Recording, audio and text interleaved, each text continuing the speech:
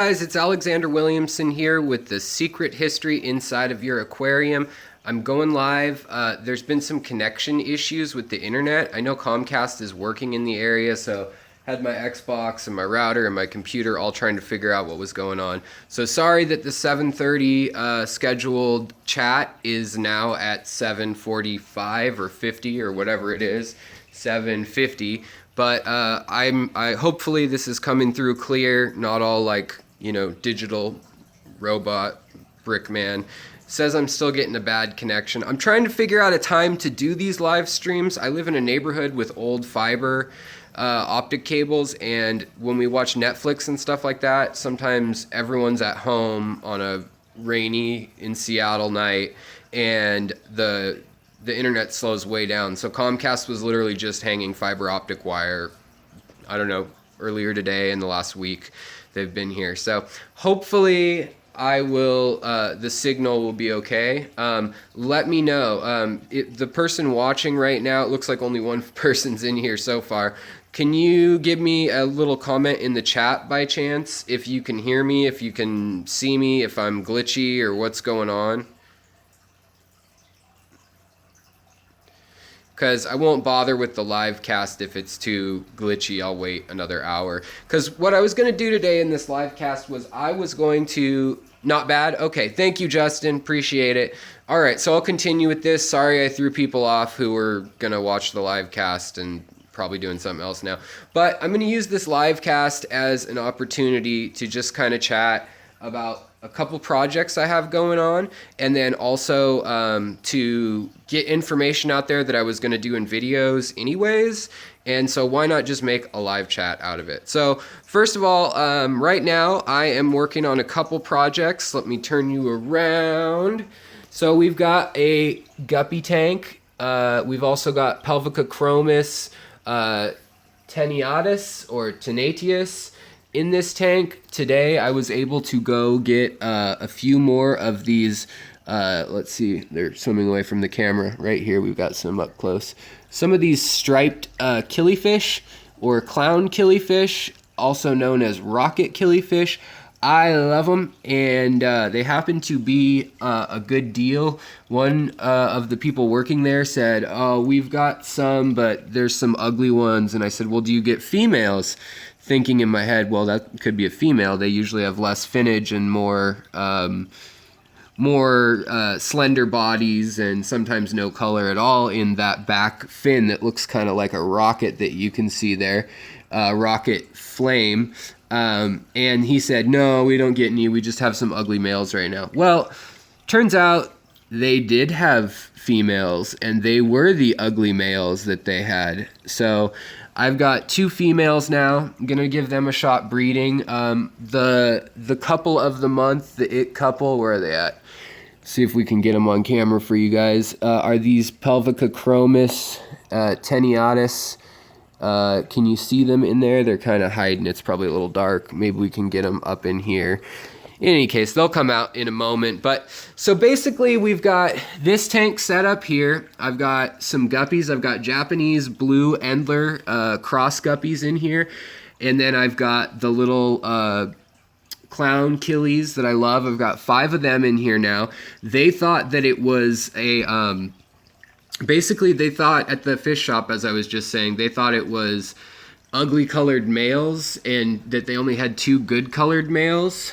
And so I was doing some research, and it turns out that actually what they had was females. So these little killifish, I got 2 that have killer color, and I guess these people just don't know their killifish very well that happen to be working, or this species anyways. And then you can see the Japanese blue Endler that's also swimming by. I also was at Aquarium Co-op in Edmonds. Shout out to them. If anybody's watching from this area, we've always got them around on the internets. So I got one of Corey's old projects. Not bad. Where are you at? I'm in Seattle, so I'm in Ballard and kind of by Greenwood a little bit, in between Ballard, Fremont, and on Finney Ridge, but technically Ballard side of the hill, looking out at the Cascades kind of, and down at Ballard. So that's where I'm at. And if you're a fish person around here, I'd love to get together and hang out. So shoot me a line. But in any case, so we've got this tank. We've got 2 projects with guppies that I updated on earlier. So we'll move to another tank. I kind of scaped this tank to kind of feel a little bit. Originally, it was supposed to feel like Arizona. Had to search for your live stream, and the notification when I clicked on it said you pulled it. Yeah, Shell Dweller Dave, I'm trying to figure out this live stream thing, but the internet connection at my house is really slow because they're redoing all the fiber optic.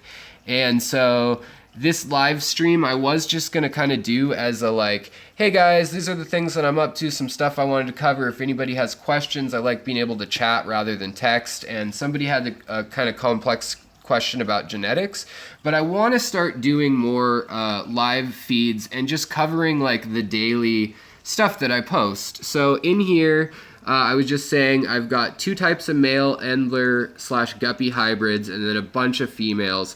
I'm letting them do their thing. It's one of Corey from Aquarium Co-op's old private collection that got cleared out when he set up his new studio. And then I got these killifish this week. I had 2 already, but I got the rest of them. Where are they at? The rest of them that were deemed... What is my name? My name is Alexander Williamson. Or Alex. You can just say Alex, Sherry, if you want. So yeah, I had these little killifish in here.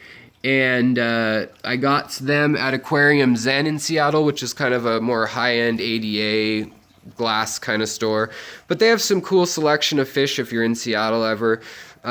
Sometimes good price, sometimes not, but it's always cool displays, and they have a lot of cool plants at a good price. So I go in there, and the guy working didn't know about killifish, so he kind of, I think he was just having a busy day and was tired, and he basically said, I don't know, we just have these ugly males left.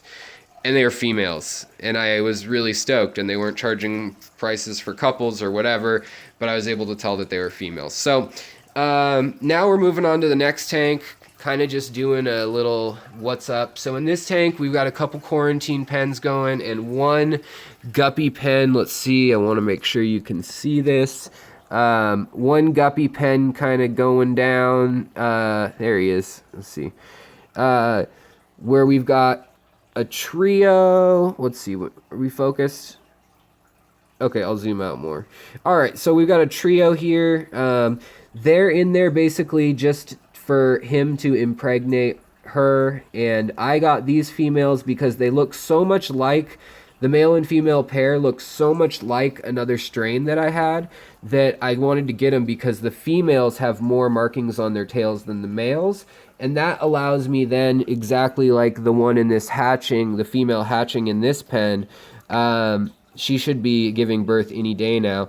That allows me then to differentiate the 2 different females if I want to put them in a female tank and then bring them back together with the other ones. So all that being said, this tank is kind of a crazy tank. It recently had an ick outbreak, had to separate some fish. I also turned up the heat on it, so it's toasty right now. It's at, let's see here, what is it at? I need to know that at the moment. And you guys on these chats, feel free to ask me any questions whenever you want. It's all good. That's what they're for. All right, so we're at 83 degrees. I'd like it to be at 84, but this heater's kind of pushing its limits. And this heater is under a spawning mop, which it made at home out of an old shirt, and it actually works pretty well for the rainbows in this tank.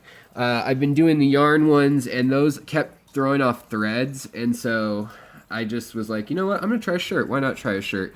And it almost kind of looks like kelp or something. It's not the prettiest thing in the world, but they're laying eggs on it every day. So I've got dwarf rainbows, dwarf neon rainbows, and then I've also got a couple thread fins. And unfortunately, I got the thread fins from Tampa Aquatics, and this is no fault of theirs, but they got ick from probably one of the guppies that I brought back a couple days ago. Then the tetras got it, and now a couple fish have it. So the heat's cranked up. I have ick be gone and ick out and ick X. I've got all sorts of ick products from over the years. But right now, the heat and a little bit of salt is how I'm going to treat it. That seems to have just as good as results. I have an old video posted where I compared garlic and warm temperature to all the chemical based, I mean, those are chemicals too, but all the products that are based at like Petco and stuff like that.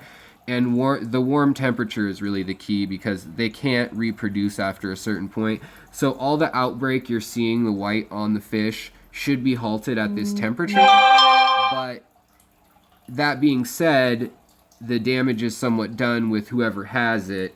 If it starts going into their nervous system, then there's other issues with it. So this tank is going to be a male guppy tank. So I'll keep surplus males in here along with just a few rainbows. Just trying it out because I got sent them by Tampa Aquaculture, which he's a family-owned farm out of Florida that I linked up with. And he sent me some just to try out. And he was like, hey, try them out. See if you like them, and just mention my name on your stream if anybody asks where you got them. So that's the deal here. Now here, let me turn a light on to get a little bit better view at what a cluster fluff this is.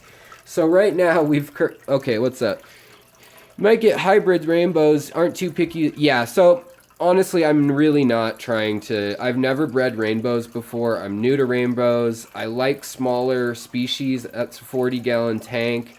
And I'm totally cool with having rainbows that are mixed, whatever. I have strains of certain fish where I'm like, no way, don't ever mix, please. And I keep them very separate. I even have separate nets for the separate tanks for that reason.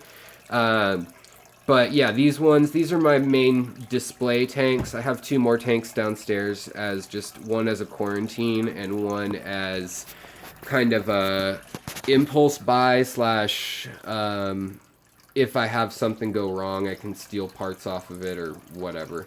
So let me show you what I'm doing here, and it's a giant mess. So I've got this Tupperware with all the plants out of this aquarium, and I am doing a new hardscape on this aquarium. I don't know if I like the positioning of these rocks. I like the texture of them. I literally got them from a neighbor who had an architect. He's an architect, and he had these rocks brought in from Japan for his rock garden. And so, similar source, but he bought them by like 50,000 pounds of them or something, however they do it. He brought in, I think he said 6 dump trucks of them to make his rockeries that are trellised like an acre of trellis. So I asked him, hey, can I have a couple of these littler pieces that fell down? And this is a 20 tank, not 20 long, just a normal 20. But let me know what you think of how these pieces are kind of stacked. They're going to be planted, obviously, but that one's kind of janky. I don't know if I even need some of the ones that are in here. I was actually debating taking this bottom piece out in here. If you can see closely, there's a seam where those two are stacked like so, and that piece could be stood upright, but I still don't know what I'm doing. So yeah, for now, I don't know what I'm doing. The plants are all out of here. The fish are going to be hanging out in there. Sorry guys, I'm blocking it just because I'm rolling up my sleeves. So the fish are going to just be hanging out in here while the change happens. Now this piece does contain some iron, and I have had it in a tank before, and that's just a little warning to people, like make sure that your tanks don't have too much of this or that, iron being one that can cause issues. This was the Australian tank. I'm switching that around. Australian critters are way too hard to get a hold of. And this tank is cycled and everything, so I'm hoping it can withstand having the rock in there with some sort of debris on it and stuff like that. I have washed them. They have been in other tanks, but they've just given me some problems in the past. So I don't know, but I'm kind of playing around here, and tonight I wanted to kind of, one, take inventory of what sneaky little shrimp I have hiding around, and 2, wanted to kind of take inventory of what the tank is shaping up to be like. like shape-wise, where I want it to be. Like, I don't think that's half bad either. I don't know, maybe I don't even need this stone. Maybe I get rid of this stone. Oh, it's a heavy one. Maybe I stand it upright. I don't know. But let me move this real quick, guys. Ugh. So that's a 40 some pound stone. It's high in iron. But I mean, I don't think that looks terrible necessarily either. I think something like this, more simple, could be okay. Does anybody watching have an opinion on that? Like, simple better, or should I go to town on it and load it up with rocks? You know, I can also lay this down and have the one rock appear a lot more prominent. I could also work this in somehow. Any case, I won't monkey around with this too long, but just wanted to kind of show you what I'm up to and my process when I do this. I kind of shuffle things around. Also, got to be careful because there's little shrimp in here, and the shrimp, I'm sure, are real stressed right about now because I'm a big jerk and I just fee-fi-fo-fummed their living space, and so I hope they forgive me and we can learn to love again. Keep it simple. Give yourself, yeah, you know what? I kind of agree on that. My dream kind of was to have the tank able to have a high enough build here that I could put something above it out of the water, like some wood. Like, I've got this piece of wood that was in this tank that's in a kind of cool knot, manzanita wood. The only thing is, if I put it down in the tank, then I'm back to a river. Keep it simple, give yourself volume. Flank the side, make path in the middle. Yeah, I did also think about doing that flanked path thing too. So my vision on this one, I've got a whole lot of plants, plus more plants coming my way soon, but we can try that right now. I can scoot it aside. I mean, we could literally do something like this too, or, you know, even stack it and have kind of a canyon effect, or do a little bit of a mountain range here, and then, you know, a side canyon. Or this one is awkward to stand up, but it will stand up, and it actually has one flat side conveniently, but you definitely need that gravel base or it won't stand up. But yeah, I definitely have the option. I'm just gonna set it there for now. Oh, doing the canyon thing you're talking about gives it depth, Kathy? Because I think that also looks pretty cool to have the canyon too, honestly. So I'm not opposed to doing that at all. Might want to select my rocks a little differently, but yeah, I'm totally game for that. The only thing is I don't want to create too much of a void back here for the fish to hide, because they will, and so will the shrimp. So I'm gonna do this later. I'll monkey around with it and see what I like. But this big old piece, sorry, you get to see all my containers and sifting.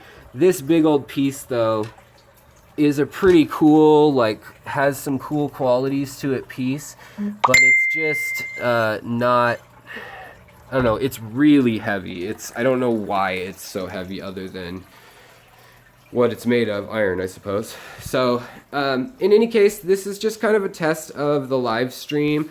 I also have, so now I've got 5 Endler or guppy strains going in that tank that I'm rescaping. That one has the tiger Endler guppies, or tiger leopard, whatever you want to call them, guppies in there. Today I went to the store, traded in some cherry shrimp for some black fluorite gravel and some black fluorite black sand. So those are going into the shrimp tank, the sand and the gravel, and they're going into that other tank, just to kind of vary the substrate a little bit, and also because I wanted to darken up my shrimp. My shrimp have a tendency to get lighter on the lighter substrates, as all shrimp do, but you can see where my brown substrate comes out quite a bit lighter than it could be appearing if I did it another way. So last little tank that we're gonna kind of do a once over on is this one, and it looks like an atomic bomb went off in it, and I apologize.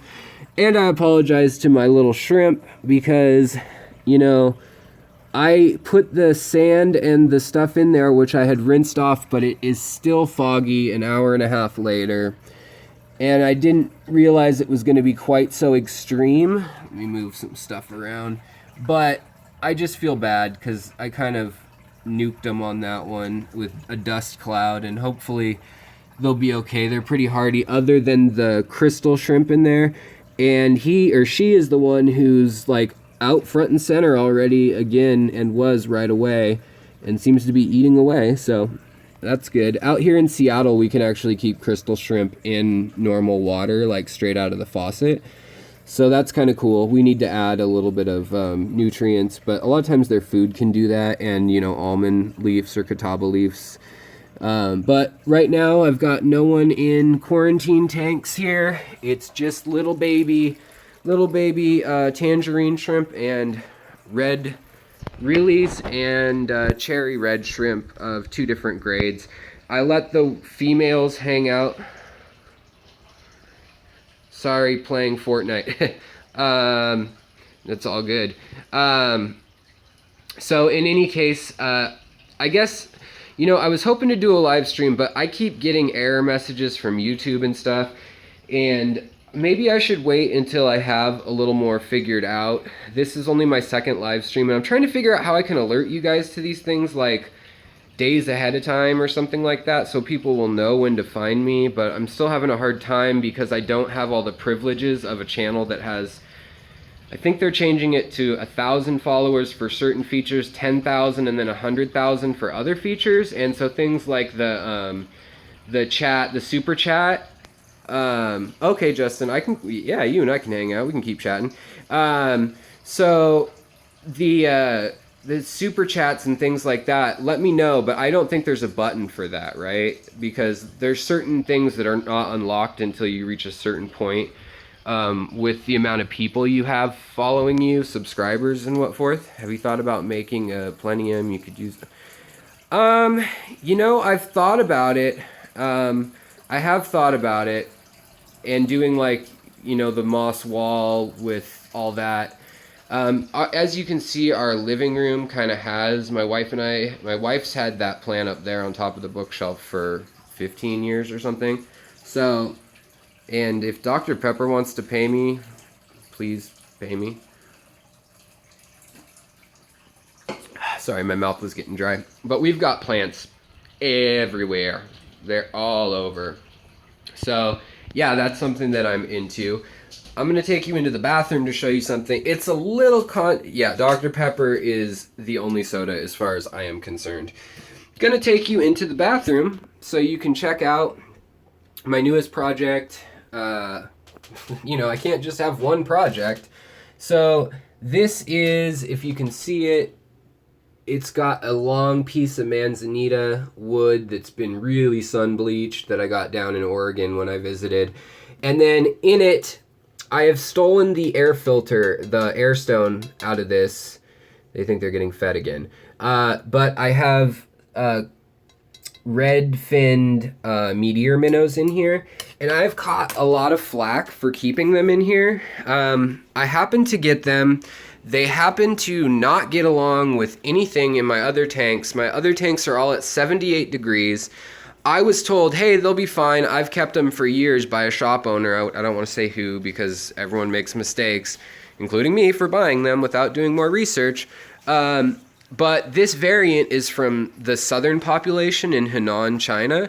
And so they're supposed to have a higher heat tolerance. But now I'm being told that actually they still are pretty sensitive and not to keep them above 70. Well, turned out the other tank had ick, so that went from being just a nice flower vase that actually had live culture substrate in it for, in theory, putting a betta or something else in there. And then I had an extra air stone just hanging out. I got, air pumps and air stones all over the place. So I put an air pump in there, and then they seem to swim around in that okay. There's 3 in there right now.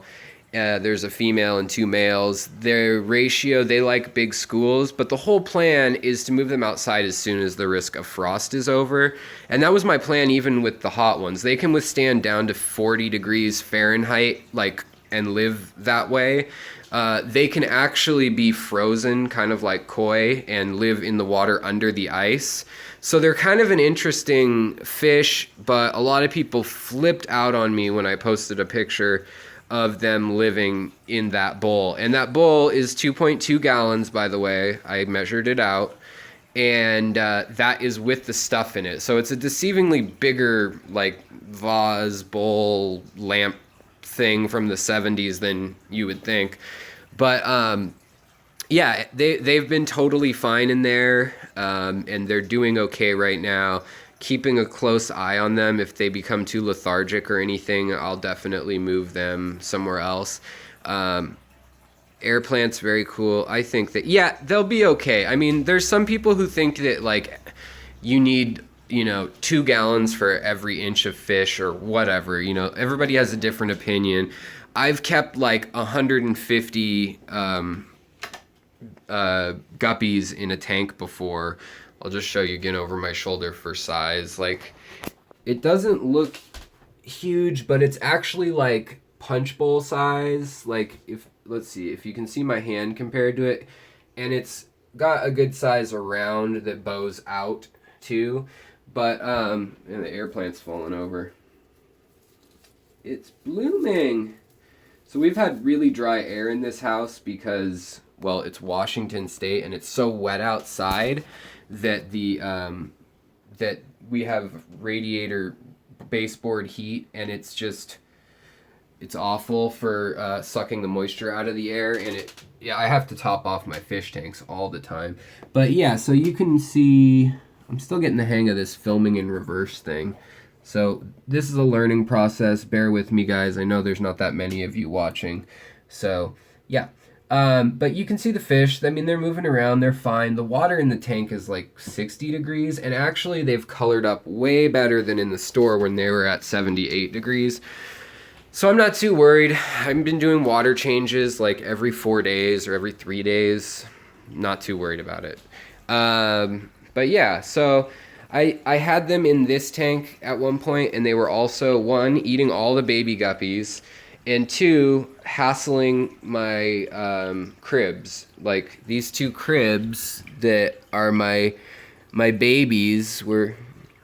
Here's a good shot of them. Can we get a good shot of them? Stay still, you guys. There we go. Can you guys see them? They're in there. Anybody want to squad up on Fortnite? If those same people in the stores, they come bags. Yeah, fish can survive so much more than people expect them being able to survive.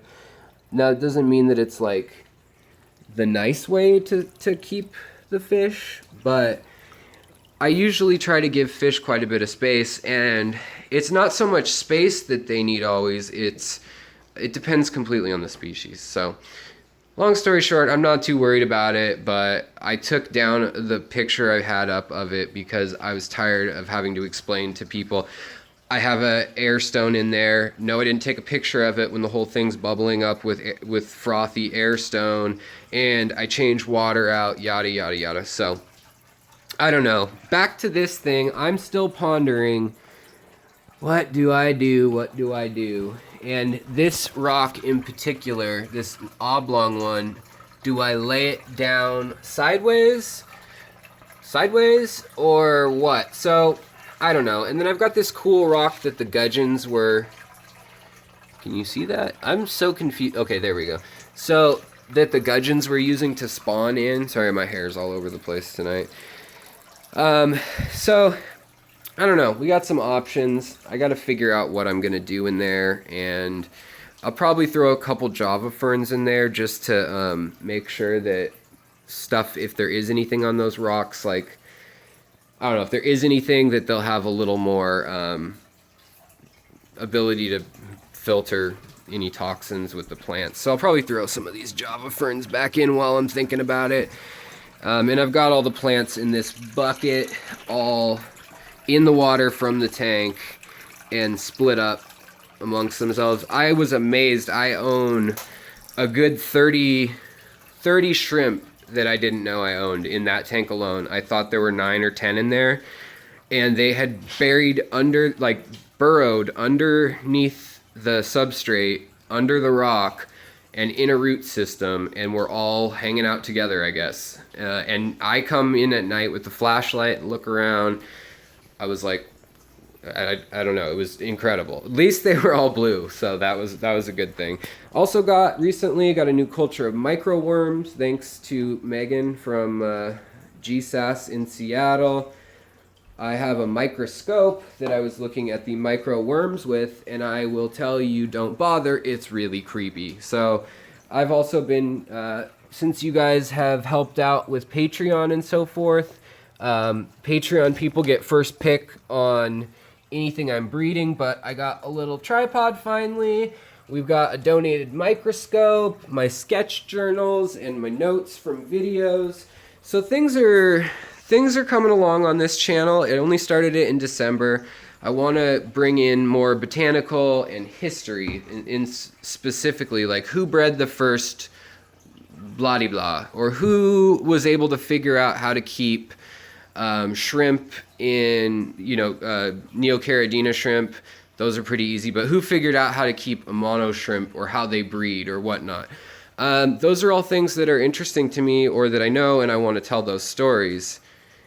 Can I say EU worms? Yeah, you can say EU worms, definitely. The funny part is I got them for the cribs in this tank, the lovely couple, which you can see in the other videos because this camera doesn't have very good light. But I got those cribs, and it said, oh, they love microflora and fauna, both of like plankton to eat. So I got them these worms, and they never friggin' touch them. They're like scared of them. They see them and they go the other way. And the little tetras, the 3 ruby tetras in there, which was gonna get more of those, but then the guppies exploded, and they're actually a really timid tetra that kind of hangs out low, and they're kind of jerky and twitchy. I probably can't even catch it. Well, maybe we can catch it on film. But if you see one there in the center, they hang out and they move very twitchy. They like stop, move, and I've had them in big groups before, and they still act this way and still split up and still hide. Whereas like rummy nose or silver tip, those kind of tetras are awesome for schooling. I love my rummy nose tetras. They're just the most animated little tetra in a school, like to watch. Those and silver tips. While I'm over here too, I figured I'd show you my my painted fire cherry shrimp. Let's see here. So there's one. Oops, you can see what I can see. There is one up in this corner. I don't know. Can you guys? I can't even tell where. There we go. One in this corner, and if you can see, and then there are other ones scattered about. But this strain of them, they don't seem to care one bit about what the fish are doing. Another interesting thing is I have these Corydora hebrosis hanging out here on the ledge. Will it let me focus? No. But there's 4 on that ledge, if you can believe it or see it. And that is where they spawn. Now, I haven't had any... well, actually, let me take that back. I've had 2 that have reproduced randomly and hid back in here, but I haven't had any big batches of spawn. But that is where they hang out, is on that ledge. If you throw some cold water in there, and then that ledge is warm in the day usually, they really dig it. So that's one thing. And then, I don't have a ton else to talk about right now. I was going to go into genetics, but I think I'm going to make an actual. What kind of microscope do you have? I'm looking to purchase one either before or after a telescope. That's a good question. So the microscope I have is it's a brand named Free, and it came from a middle school that my friend's mother worked at, and it was retired in 19. It was retired when I was there, so probably 1994, 95 or something like that. But it is the scope with a K. It's probably backwards to you guys. I don't know. Is it backwards to you guys? Because it's all backwards on my filming. I'm not used to this yet, so when I try to point it one way, it goes the other way. But the scope, a science kit by Der Kit. So some German brand from the 80s. This one goes up to like, let's see, I think we've got a 10 and a 10, a 4, and is it 40? What is it? Come on. And a dun, dun, dun, dun, dun, dun, dun, and a 40 times zoom piece down below, plus a 10 times zoom up above. So I guess it goes to 400 zoom. So kind of interesting. 400 zoom I thought would be more interesting, but a lot in the fish tank, you can see it like within 100 zoom, you can see a ton. Like I have a digital camera that's a Canon power shot, and surprisingly putting it on macro mode, I was able to see an amazing amount of stuff. The upside to this is you can see like little worms and critters that are see-through, which most small things tend to be. You can kind of see their color, and you can watch their like digestive system and stuff like that working. So that's kind of cool.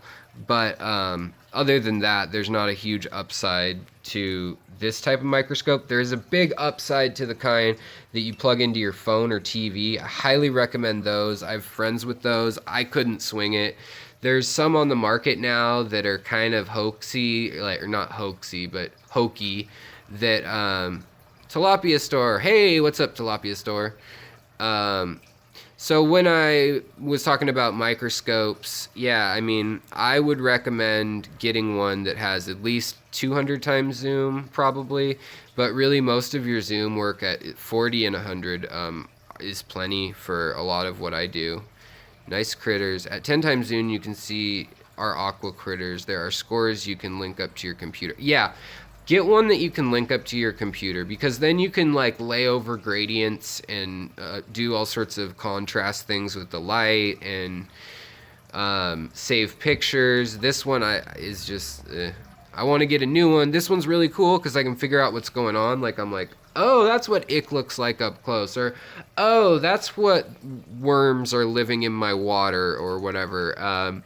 But yeah, so it's kind of out of date, but it's also the kind of microscope I know how to use. It's what I grew up using in lab class in high school or whatever. And it weighs, no joke, probably 20, almost 20 pounds. I don't know how they made it so heavy. The base has a bunch of weight in it, probably because it's made for kids, and they knew kids will break everything. So it's really heavy. My wife is just like, get that thing out of the living room. But my wife is out of town for a week, and so, I'm going to go wild and pull out the microscope and aquascape my fish tank and drink Dr. Pepper until all hours of the night. So metal, not plastic. Yeah, that's totally true. It makes a big difference. But yeah, so I mean, at 40 times zoom, I've seen some really cool things that I didn't see at 10 times, just like where eye sensors or mouth or organelles are, some single cell organism type stuff, that sort of thing you can see, and that's kind of cool. But other than that, just get a digital one. I've seen some that are like a pen almost, or like why can't I think the word? It's not a periscope. It's not a telescope. Oscilloscope? What's it called? No, it's not an oscilloscope. An eyepiece. I don't. That's not the official name, but an eyepiece like a pirate has. But I've seen some like that have like a USB plug-in, and you can just put them down, and they've got like a stand. I'd look into one of those if you don't have a lot of money. I've seen some that it's not quite an eye loop. I have eye loops that I use also. 10 times eye loop is great. I can actually figure out what's going on in a dead fish's gills with a high-powered LED and a 10 times eye loop a lot of times. Like if something dies and I'm like, what happened? Just looking up things online and looking with like a little geology one. So I'm an archaeologist by training, so I have an anthropology, history, biology, botany, and geology combined, like basically a minor in each, but legally speaking, I have a major in anthropology, archaeology. Monocle, close, not quite what I'm looking. I don't know what they're called. Maybe they are called telescopes. I don't know. It's not a periscope, but it's the type that folds up, and pirates are like, I spy, land ho, that kind of thing. So I'm trying to remember the name of that. It's going to bug me. Somebody Google that and we'll figure it out. But yeah, so now that the water's kind of calmed down over here, I mean, I could totally see where you're going with the idea of doing a canyon. I think I could turn this piece around so that piece kind of overlaps the canyon. I do like that. I guess I'd probably do that towards the back just because I don't want to limit myself with what I can plant as much. But I also like the monolithic look a lot. In this tank over here, I might redo both and steal some rocks out of this tank, to be honest. This tank is a 40 gal, and it was like a custom one that I ended up getting for free, or for doing some art for somebody. Spyglass, yeah, that's probably the right word, yeah. But there's some kind of funky rocks in this tank too. So I like rocks with a little bit of character, divots and stuff. You can also use a Dremel or whatever. Monocular scope. All right. Huh. You learn something new every day, right, guys? Don't say I didn't teach you anything. Or, wait, who looked that up? Tilapia store taught you something. Don't say tilapia store never taught you anything. You know what's weird is I look like I have brown eyes on this YouTube live stream thing. My eyes are like very blue usually.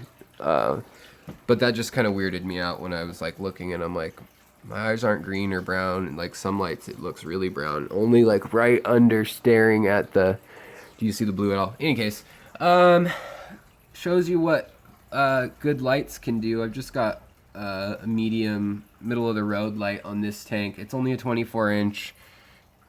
The island aquascape is more monolithic. Yeah, I know. I'm so torn on the aquascape thing. I might do a canyon in this tank because it's deeper, and then I could redo the canyon. Oh, thank you. I have so many darn plants right now. Here, Tilapia store, come with me. Come with me. You don't have a choice. I mean, you could leave the chat, but over here I've got a selection of plants. This isn't CO2. There's no root tabs. This is having a lot of fish, and then gradiating sand, coral, and also clay in the substrate, and then also adding real leaf litter and debris now and then, and a lot of water changes. I do have Easy Green from Aquarium Co-op. That stuff's pretty cool, but it spikes your nitrates, and sometimes like I don't want to be fiddling around with nitrates when I have a fish that I'm not 100% on where, like, you know, if a fish has disappeared and I'm like, oh no, there's going to be an ammonia spike. It is shrimp safe. I've used it in the big tank with shrimp. I've used it in that tank with shrimp. It's probably not, you like crayons, use sand to highlight the path to the back. Or what do you mean crayons, like, in the fish tank? Sorry, I'm rubbing my eyes. Got something in them. Probably have worms in my eyes. But yeah, so I kind of feel like I need one aquascape. That other one's definitely like you're underwater. It's to scale, even though there's a fake little bonsai. Oh, canyons. Yeah, totally. I do too. And I'm torn on this tank because do I want to do the canyon thing? I could only do it so high. I can only do it to here or to here. And I don't know. So I could do that, but I kind of like the fish being able to swim around. If I had one more tank, then I'd totally just do an aesthetic CO2 like tank. But right now, all these are working tanks in that I do kind of little experiments of trying to breed different stuff every now and then I'll sell or trade it all off and get something new going. The last year, I've really gotten into planted tanks and stuff. And this tank was set up like an amphitheater with a high wall over here. The rocks used to come up to here. And the whole idea was that it was a spiral kind of that followed the bow of the tank. So it was like a spiral path that was highest here, and then it gradually got lower in a mountain range over to here. But all the animals kept going back behind like teeny tiny little spaces in the scape, and a lot of dirt and debris was back there, and the rocks were all like balanced. And it was like, do you want an aquascape that you never touch and you can't fish anything out of, and you got to trim and all that, or do you want a fish tank that you can like breed fish in and pull them out of when you need to and all that jazz? And ultimately I decided on that one that yeah, I want a fish tank. So the other thing that I was thinking of is that aquascaping, there's really two. I mean, I could also use the stick that's in this one that runs all sorts of wonky, like from here to fork and then out to there. But yeah, with aquascaping, I feel like you have two choices mostly, which is, do you want a scape that looks like an underwater miniature world? So like over here, I feel like I've kind of done that, like in this corner, like it's kind of the fake bonsai tree thing with a piece of spider woody type stuff. And I've got like crypts growing below and a new nana petite or petite nana, and then like the rocks taper down, so you kind of get that effect there. But over here, it's just like, oh, it's just an underwater scene. Like, look at this stick. So yeah, I'm torn on that. Like, I feel like I need to pick one of these tanks, and maybe you guys can help me. I know there's not that many people watching right now, but you're probably going to determine what I wake up and do tomorrow when I finish this task. So do I fix the mountain range in this tank? Do I make it into a canyon tank? Or do I make that into the island tank? Or do I do any of those things over here? So do I take this tank, off topic a bit, but I can say I will miss this when your channel gets huge. And oh, that's really sweet. You know what? Like, if you talk to me now when the channel is small, I mean, if it gets big, I'll remember you and you can chat with me. You know, I'm not gonna, you can message me on Facebook or whatever. Like, I'm literally on YouTube listing my address and phone number. Thanks, Shell Dweller, Dave. Oh yeah, I want to show off what Dave gave me too real quick. So Shell Dweller Dave sent me, sweet dude, sent me a nice handwritten letter, which no one does anymore. And then he neatly wrapped and double packaged these little petri dishes. And in here, I can show you half of one. Come on, shrimp tank, wake up. I inadvertently tripped and unplugged the shrimp tank somewhat. There we go. So this lid has been all thrown about because of the re-graveling and the murkiness in the water, all that yada yada. But these lids, I'm going to clear out a little corner again like I had it the other day. clear out a corner on the ground, and then I can feed the shrimp like steamed or blanched vegetables, and like they really like broccoli that I've just microwaved for 30 seconds, or like steamed green beans or snow peas. They don't eat a whole lot of it. They just kind of like let it get fuzzy and melt in the tank, and then they kind of rip it up and take it about an inch in every direction. So having a lid like that, like a petri dish, is really handy, and it keeps the planaria and the hydra and stuff. I was starting to get hydra in the tank. I thought I had planaria. It turned out it was another type of little worm, not planaria, but like a detritus worm. It looked very, very similar to planaria, but because of my microscope, I was able to rule out it being that kind of worm. It didn't have the head that they have, although there are 40,000 species of them, so maybe I'm wrong and I'm in trouble. But yeah, sorry guys, I'm just kind of pacing and wandering. I'm probably going to wrap this up fairly soon, just because this is another trial. I don't know how the live stream thing works. Can I ask you guys a question real quick? Do you guys have the option to click the super chat buttons, or that's not on there, right? Because I think, as I asked earlier, but I couldn't find out from anybody, that the super chat, you have to have like 10,000 followers or something like that, and 1,000 to get endorsements or any money from YouTube, and then I think you need 10,000 to get the super chat maybe, and then like 100,000 for some other features, and then when you reach 500,000 you can actually like get a phone number and call someone with help for your channel when there's errors. But as it is right now, I am in flux where I would have met the standards of the old channel, because 1,000 hours, 4,000, yeah, okay. Yeah, thanks, Justin. So 1,000 subscribers, 40,000 hours watch time is the new standard. Before, it was the amount of views combined with the amount of minutes, I believe.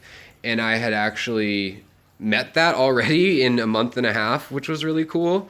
It was 10,000 views for them to review it, and 10,000 views and 50,000 minutes of view time, I think is what it was. And I'd done that, and so I was like, oh, cool. Well, I can monetize a little bit. And I didn't want to do a lot of ads, but I thought like a banner ad and only click related content. Yeah, maybe I'll do that. I don't have a lot of money. As I said, I'm an artist for a living. I do random art projects and graphic design. Thanks, Justin.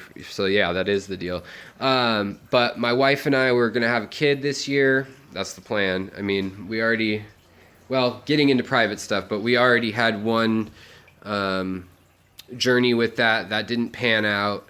And now we're going to try again. So hopefully this year we'll have a kid. And we might be moving out of the city, because right now, like, not to brag, because I've lived in some crappy houses with like 10 roommates and stuff before, but I can look out and see all of Ballard. I can see part of Queen Anne and Magnolia, if you from this area at all. Plus, in the morning out here, there's mountains that run the whole sky, which is the Olympic Mountains. So I'm gonna miss living here, but it's like, this is the house where you've seen me pacing, and then there's a bedroom downstairs and a closet, and that's essentially the whole place. And I don't know, maybe I'm divulging too much, but they want $2,000 for that, and that is a month before utilities or anything, and that is like the cheapest deal in the neighborhood. My wife's been renting here for 10 years and knows the guy pretty well, and so this same place 5 years ago was $1,300, and so Seattle's gone insane with like the Amazon and new tech boom in the area known as South Lake Union part of our city, which is good as an artist. Like, I get to sell more artwork and stuff like that in one way, but also there was like a grungy side of Seattle, obviously, and I don't mean that as a pun, but there was a side of Seattle that was more like, hey, what's up? I know you, you know me, like, let's hang out, let's chat. And I think just that combined with like the digital age we live in, it's getting harder and harder to have intimacy and like person to person contact. And so that's why I kind of like, ironically, I'm trying to build a little bit of a community here on the internet, and that's why I like these live chats, because texting back and forth, messaging, that's cool, but I like seeing someone's face. And like I fall into that trap where like I'm watching Rachel O'Leary, or I'm watching Joey Waru, you know, the do-it-yourself king or fish keeper, however you want to call it. But you know, he's like, I feel like I know them, and so I like that. Like, that's inviting. I guess it's dangerous if you don't have other friends you really know, but you know, I always have people coming by here because I've grown up in this area. But I want to foster that same feel and community on YouTube. Like, if you're a YouTube follower and we chat and stuff on these live chats, which I'll make more formal, more organized, I'll probably sit down rather than trying to show you everything, or maybe, I don't know, maybe set up in front of one tank and talk about one tank. I'm still trying to learn how to do this, so bear with me, guys. I'm probably going to delete this live chat afterwards because I didn't cover a whole lot of ground. But I've got a lot of videos being made where I have gone over all this kind of stuff. And I want to make one on, the last thing I'll touch on, coming up on an hour here, but is that a man asked, or a kid, I don't know which, it sounded suspiciously teenager-ish, asked, not that it matters, asked if shrimp could revert backwards. Like, so the charts that I showed of how shrimp evolve through selective breeding to be a certain color, he asked if you could get a blue shrimp to turn back into a red, and he didn't see that the arrows were going that way. And on that chart they weren't, because it was showing the progress that humans have pushed it towards, rather than how nature works, which is obviously any species that has a natural state for hundreds of thousands or millions of years, and then is selectively bred within 100 years or whatever, 20 years in the case of shrimp, is going to revert back to that easier the closer it's been to being created generations wise. So to answer that little question, if you're still watching, dude, yeah, that is, I'll do a whole episode on that, and we'll talk about Punnett squares probably, and Mendel and things like that. You will find your niche. I like your content. Thanks, man. Well, I appreciate you guys bearing with me here. Any last questions before I get off here? I'm just kind of learning on this thing and a little bit nervous running it and everything. And then earlier tonight, the internet wouldn't work, which was super great. So this was late too. And I need to figure out how to alert it. So you guys are like key people here, just the three of you that are still watching, because I mean it, because you guys are like watching the videos, you're leaving comments, and that means a lot to me. Yeah, so Corey, super nice guy to me, super polite, but he's definitely like got his own thing.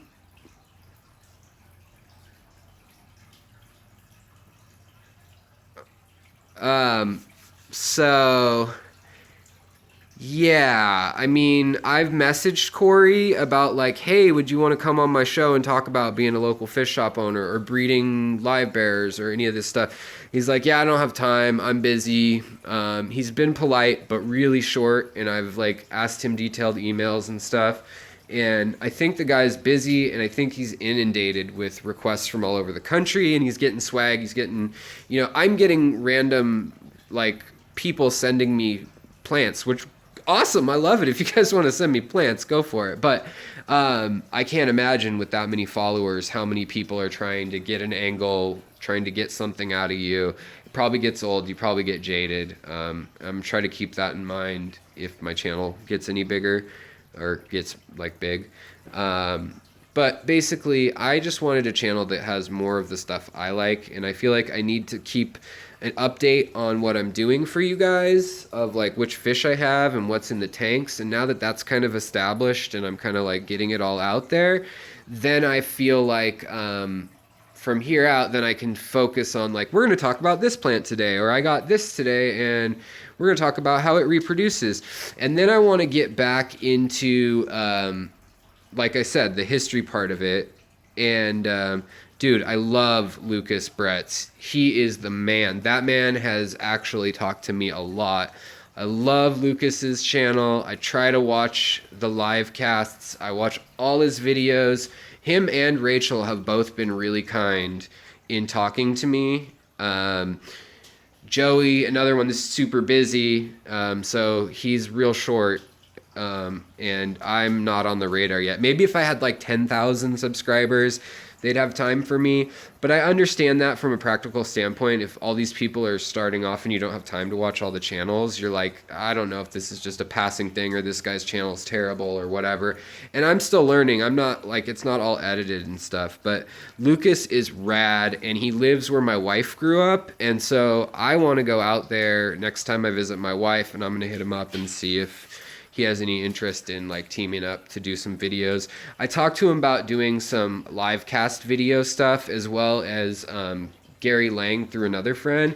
And then also there's a couple people out in Michigan who breed guppies, and one of them, who's about 85 years old, happens to be one of the first people to submit a fancy tail guppy for recognition and to make an association that would make it a actual type of fish in the aquatic world. Before that, it was all wild type or endlers or different colors and variations, but it wasn't like a fancy fish.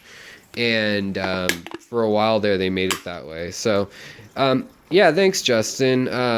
I like the history, being archaeology, biology, botany, history, geology, and I guess a little bit of sociology, anthropology is all in there with archaeology.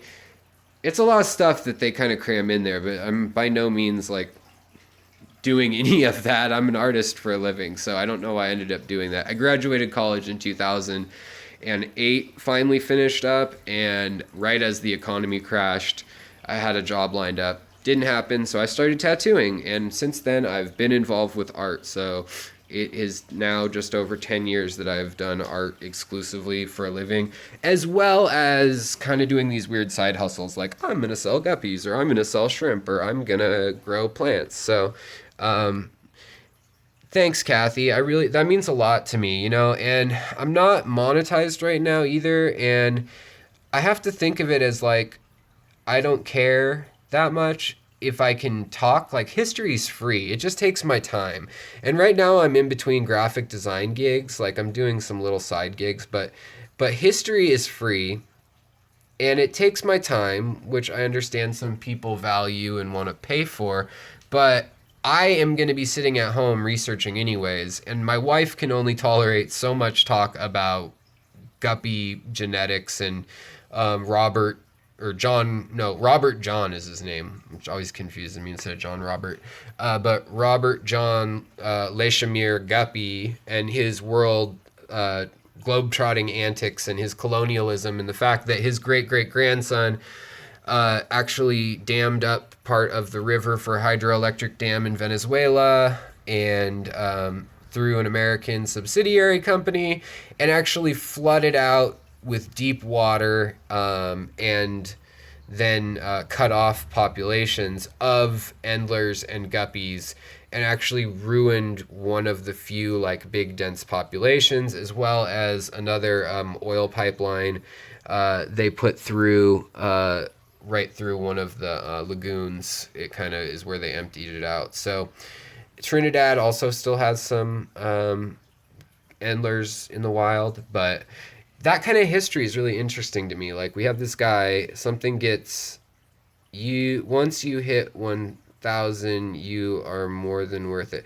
Yeah, thanks. I mean, I appreciate that. So I kind of have toyed though with like, do I want to even monetize? Like, maybe I'll not do that and I'll just do Patreon or something, super chats, I like super chats because like I do super chats. Like, I'll kick Lucas like $1 or $2 all the time because he is awesome, and he saved me so much money in fish, and he's entertained me. Like, I'd go pay that much to see a movie, and that's what I want to watch. So I'd rather give him money than like a whole corporation of big millionaire actors and stuff, and I'd rather pay for that. I don't have cable or anything, so that's the way I view it, and I think that's the way a lot of media is trending.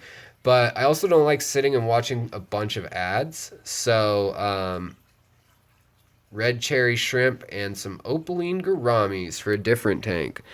Well, I am really glad you picked them up for a different tank because those gouramis definitely munch down. Sorry guys, I have to walk outside for a minute and empty the recycle. This is after hours. We'll probably not save this live stream because it's also like, I don't know, 5 gigs or something to store the live stream, and I don't want to waste time and space doing that when I kind of had all these errors with the live stream. You can hear how nasty it is out here in Seattle. That's water dripping down. So I needed to get another Dr. Pepper because my mouth is getting dry. Ow.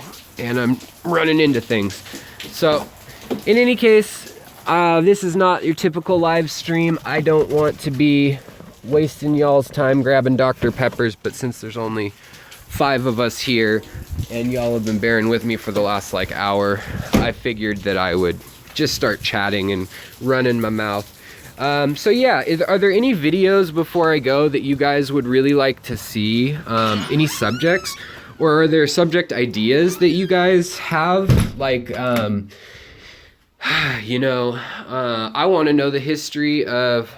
Yeah, you know what? Everyone on here tonight is of the opinion that Dr. Pepper is good.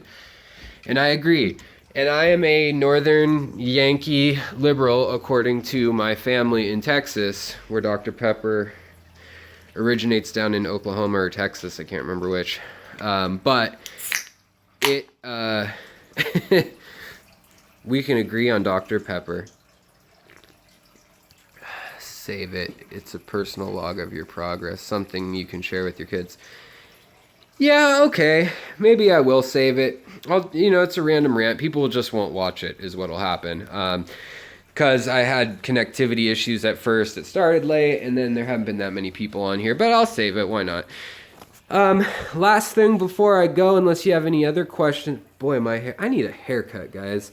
I cut my own hair last time thinking I was going to do some artsy new wave silly thing, and it's hard to keep out of my eyes. And when I'm working on a tank, Oklahoma, that I believe is that where the Dr. Pepper's from, or is it Texas? Any case, Oklahoma, my family's from like the Oxbow rivers in the southeast corner of Oklahoma. I have family, and in Texas I have family. Know about any natives? Yeah, I know a lot about natives. That's what I got my degree in, was Native American anthropology / archaeology. And then the history part I actually switched because it didn't matter which history. It didn't have to be Native American history. And I had all these high school credits going in to get my degree.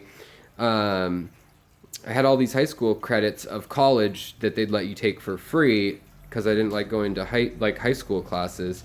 Oh, native fish. Yeah, I know about native fish also. Grew up, my dad is a super avid salmon fisherman, crabber. He does all sorts of fishing, and so I've done that too. I like freshwater fishing a little bit more out here because the water's so cold and it gets so choppy. And we do have lakes right near my house. Like, we've got Green Lake, and I don't think I'd eat the fish out of Green Lake. You're actually native and you're up in BC, Canada. I love BC. My wife and I are trying to get moved up there. We have a lot of friends up there. I lived in Bellingham for a long time, and I love Bellingham. We're looking at moving either there or, another place that I've actually been tempted is Marseille, France. So let's go noodling. Dude, I've gone Kathy, sorry. I have been noodling. I went down there at 17, and my 85-year-old, what is he? My great uncle? Yeah, my great uncle. He got me really drunk on moonshine when I was 17. And my dad was like, "Oh, he'll take care of you," not really knowing what to expect with these backwoods Texas folk. And we're in the part that gets swampy. So like south of Texarkana and Shreveport, where there's like rolling hills, where that starts to turn into like the Beaumont like swamp. In between there, in a dry county, we're not supposed to have alcohol, and so he gets me all liquored up on this mason jar of moonshine. And this is probably not an appropriate story to tell, but so we are out catfishing in the day with the family and the women and all that. And then at night, we rally up in a couple trucks with this old generation of like World War II generation at the time. So they'd be like probably almost 100 now if they were still alive, and only like one or two are. But my grandma had 17 siblings. Insanity. So of those siblings, there were a bunch of the brothers still alive, and they were between like 75 and 87 or something like that. And since my dad and I were in town and his brother was in town, they took us out. So we went fishing for alligator gar, and we found, what else did we get? Lots of bass, all that kind of stuff. And we don't have those up here. We've got sturgeon, but they don't really fight. They're not going to bite. Yeah, you got to get foobarred to go noodling.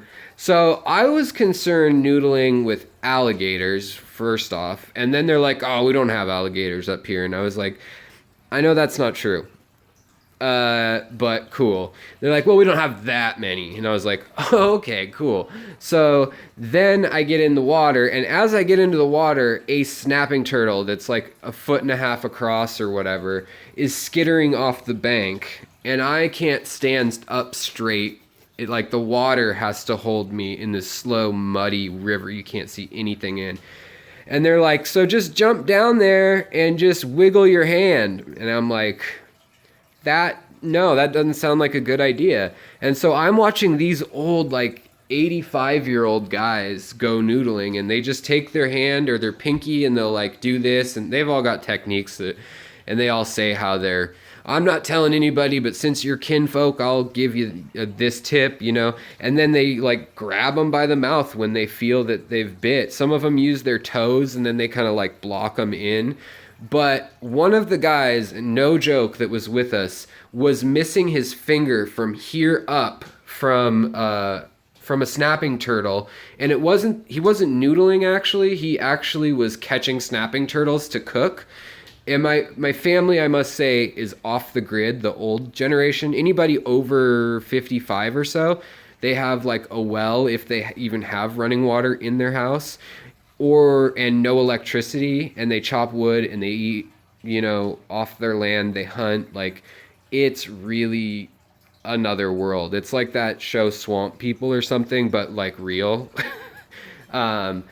And so the younger generation, they have cell phones, they have Amazon, whatever. But the older folks, like one of them passed away at 102 years old, still planting all his own vegetables, had a fish pond. Actually, he had like a tilapia, bass, all these fish that he got that were, he had to have gotten them more recently than when back in his day. So he's with it enough to know that. And then he kept this big several acre pond in Texas, and he lived off of the fish in there. And then he used the water, even though it was really dry there. He'd have it running up through these terraced banks where he had gardens. And then he had another zone where he sat on his front porch and he hunted the deer that came and ate the gardens. And the birds and the ducks that landed on the pond, and had this old hound dog. So even at like 100 years old, 102, I think he passed away at. I'm not positive on that, but yeah, so different world. But that like right-wing attitude that some associate with that area is actually really, really progressive in other ways too, and like save the wilderness because we depend on it. Like, I don't want the oil company, Kathy. Yeah, well, if you're in Oklahoma, you know how it goes. So I've spent a lot of time in the South. I've been all over the South. My mom's family's from, you should save this after your family stories are pretty cool. Yeah, I've got some crazy family stories that might come out. This one has to do with fishing. I should get back on track. You will message and talk if you want and talk about crazy southern stories. New Orleans being another crazy place. My wife living in Florida for 10 years and her family all living there now. She's there right now. She's in Tampa or Clearwater right now. Then she's driving up to Ocala to go see her mom. But I need to go down there because Tampa Aquaculture, who sent me stuff, I reached out to them just to try to find out what it's like to be an independent farmer, fish farmer. And, where are you at, Tilapia Store? Are you a fish farmer too? I mean, Tilapia Store seems like, yeah, Garrett, totally. Yeah, so he is a cool dude, and him and I hit it off really well. And like we're like, hey, we could actually like be friends, not just like, hey, can I interview you? And we've been chatting on the phone and stuff. And now it's kind of like, yeah, I want to help out his farm. Like, it's hard to have a family business, and it's cool that he started in permaculture. Tampa Aquaculture, they started in permaculture and like crawfish and like eating type fish, tilapia and stuff like that was one of his original thoughts. And there just wasn't a market down there. But up here, there's a crazy market for people having food, fish, chickens, gardens, like in the city again. Like that's really caught on here. And so one of my best friends, the guy who was my best man at my wedding, man, my mouth is dry. Sorry, guys. He has his PhD in ecology, and he does permaculture workshops. So between that, knowing him and the other guy, like we just hit it off right away, talking about just how to sustainably have fish hatcheries, how to avoid invasive species, what laws are kind of ridiculous, which ones are good, you know, what practices are good versus bad. And then really the other thing that I wanted to talk about with him was what's the reality of the industry. You know, we all think that we're getting these fish, but if they come from, you know, that are sanitized, it's kind of like meat. Like, we don't want to know where it comes from sometimes. And like even really high end fish and stuff can come through really nefarious channels. Like, you know, there was a big scandal a while back where a lot of plecos were coming through Peru and Uruguay from Brazil, and they were being traveled upriver on boats, and they were species that were marked not for capture or sale by the Brazilian government, and more so the Brazilian fish hatcheries. And that's a whole other corrupt story too. But they were bringing them in, and they actually got to distributors that some now they've figured out knowingly. This was 10 years ago. It happened, and it happened again on a smaller scale again. But, you know, they were buying these fish that were illegal. They were poached. And some of them were hard to find, where they had dammed the area and they knew the next area that was going to be dammed. And so they were like, let's hurry up. We don't know how to breed these things. And they took it out. So I wanted to know the truth about the industry. And so that's why I contacted him. And he's really more of a...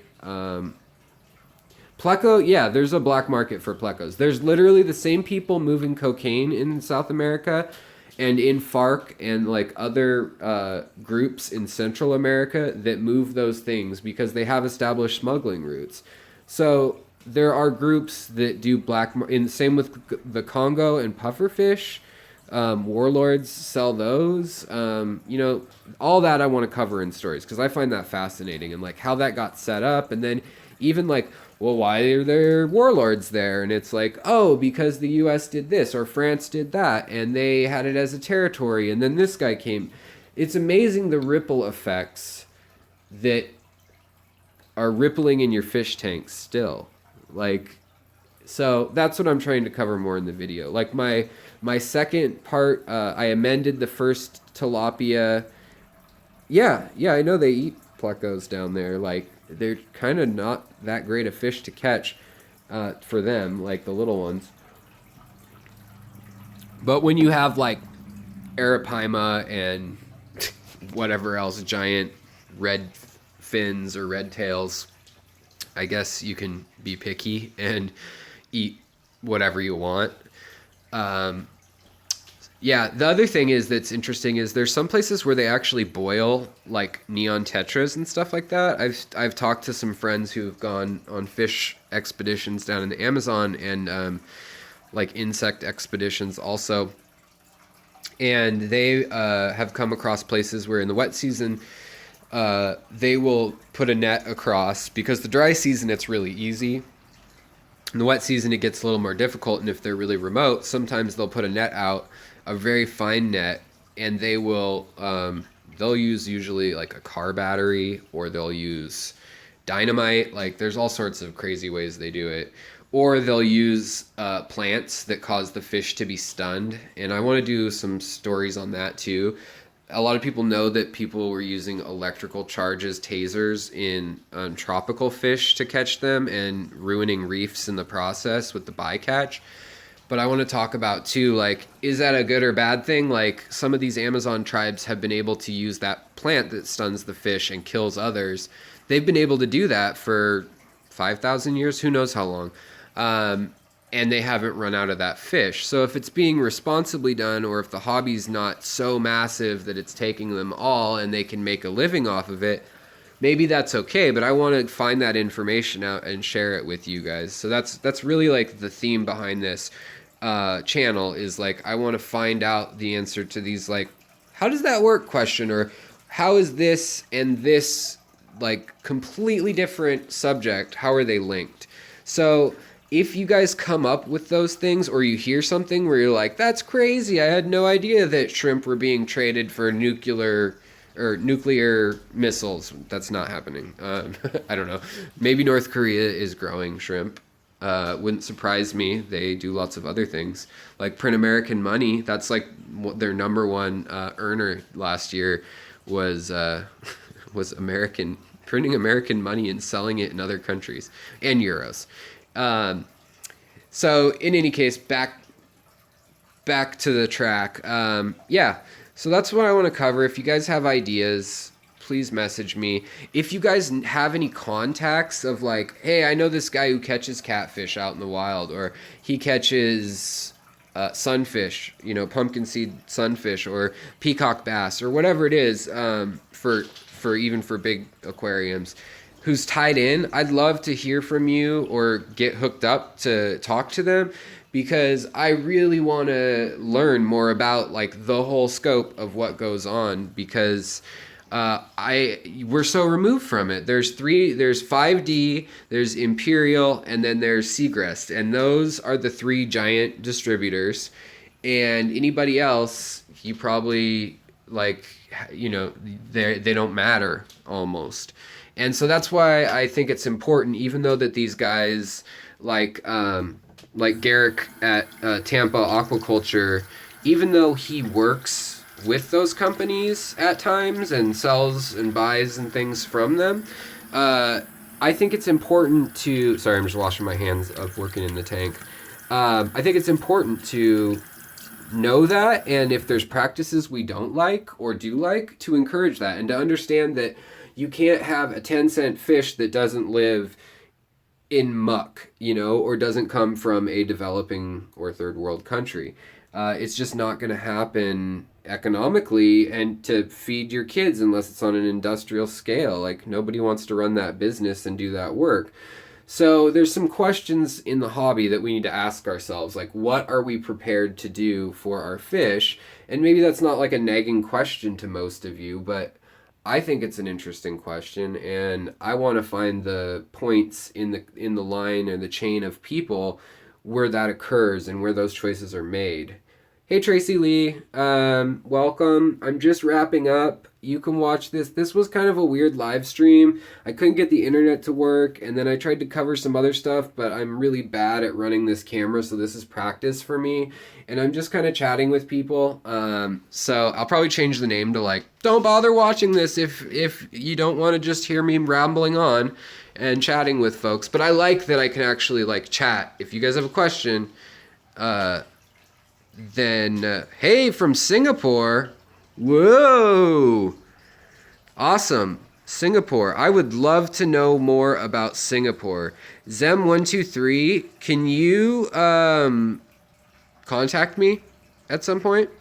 Because I would love to know more about your fish culture in Singapore. I would love to know what the price of certain fish are, or what you guys have available. Like, to us, certain guppies that you guys probably have a ton of, we can't find for the life of us. Other plants and things we can't find. But I'm curious, and then I'm curious too, if you've seen the farms and things. Singapore is the second biggest exporter, or first. So I would love to know that, and then I'd love to relay it to people. Okay, to shrimp. Well, maybe if you find a contact who knows something about the fishing world, let me know. Also, with shrimp, are you guys keeping over there? Are you keeping anything other than neocardinia, amano, tiger, cherry, caridina? So Singapore, being a small nation state city, actually has, it's number 1 or 2 in the world. You need air conditioning. Yeah, for caridina. Yeah, so caridina here too, people have problems with. Luckily, I was just showing people, I have a TDS in my water of 28 when it comes out of the tap. And so I've been able to keep these shrimp. And I tried this is my first venture, because I used to have an RO set up and everything and keep it. Let's see if she's out. But I have a crystal red that's been living in this tank now for, I don't know, a while now. And she's doing just fine. So that's kind of cool that I don't have to do anything other than add. Oh, here she is. Just had to dim the lights a little bit. Let's see here. You see her? Is there glare on that? I don't know. Let's see. Let's pull away a little bit. Maybe now you can see her? Yeah. Yeah, okay. So she is just chilling, living in normal water here. This was what I was showing people earlier. I've got all these big rocks. I've got this 40-pound iron beast. Probably too much iron. I wouldn't need to add any iron to the water. And I'm debating, now that there's more people in here too, I'll run this by y'all again, but I'm debating doing a center island with stone, or doing a kind of split canyon thing. And I don't know. I've gone back and forth. I think I'm going to do the monolithic thing, and then maybe redo this tank over here to do the canyon in my 40. And in this one, I've got some pretty crazy sized cherry shrimp. Some of them, that's the only one that's not painted fire, but all the other ones are painted fire. And you can't even tell when they're pregnant unless they're swimming on the glass and you can see the berries underneath. But other than that, you can't see through their back. Tap water is just right for neos. Luckily, our chlorine level in the water is low. Oh, cool, yeah. So we can raise neos here too. Seattle, you can kind of raise anything but cichlids and stuff that likes really hard water. You're gonna have to add a lot to, but you can get limestone around here, and that's free. So, or baking soda if you want to play with fire.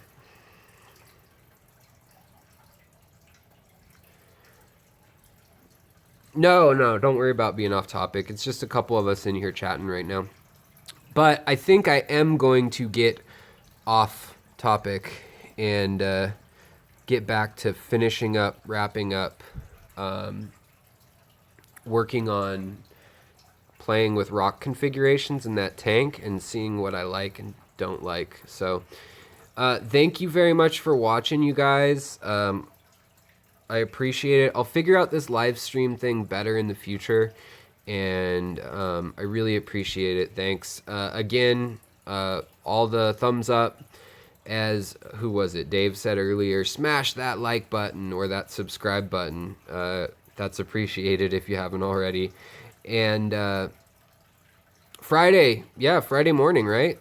Good night. Or is it Friday day there? Or Friday afternoon now?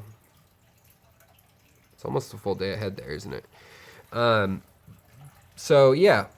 Thank you guys for watching, though. Okay. Justin, I have something for you. I got a phone stand like 2 days ago.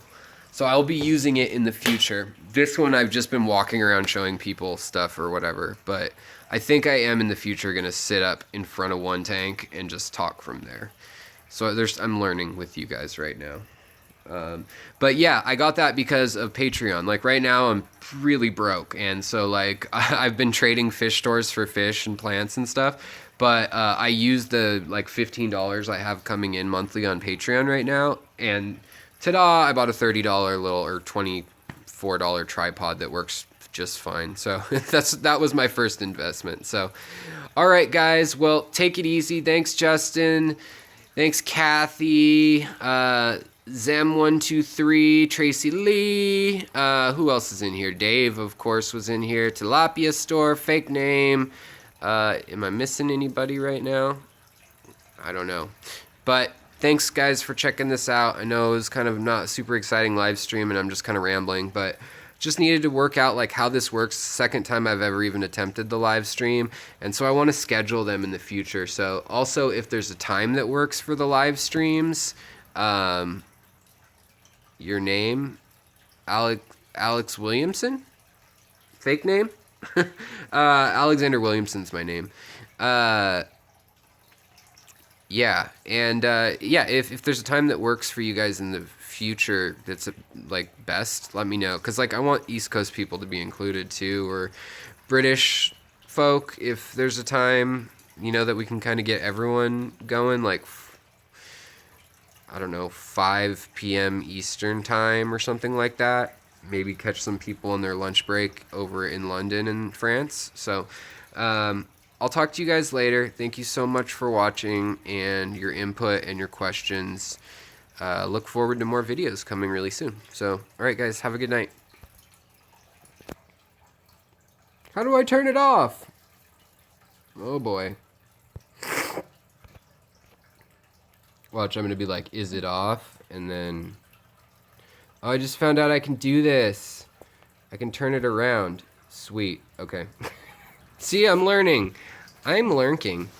All right, guys. Keep on swimming. If you want me to get another tripod, check out my Patreon. No, I'm just begging for money. No. All right, guys. Have a good night.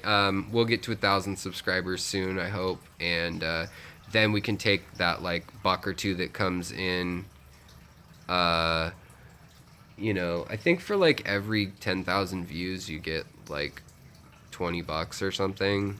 It's not great, or it's gonna be less. So in any case, I'll probably, if I do monetize, I don't want it to be so monetized that there's an ad every 15 minutes. So yeah, I hope I reach 1,000, and I need to reach 240,000 minutes of watch time. I'm at 100,000 now, in a month and a half. So thank you guys. Thank you very much. Or 2 months actually. So thank you so much. I appreciate it. It means a lot. And to the Patreon, like people watching who've sent stuff for on Patreon, thank you very much. It means a lot. It's all going towards this kind of stuff. It's not going to go get blown on anything else. Just going back into the channel. So, all right, guys. I think I figured out how to log off. So, all right. Take care. Yes.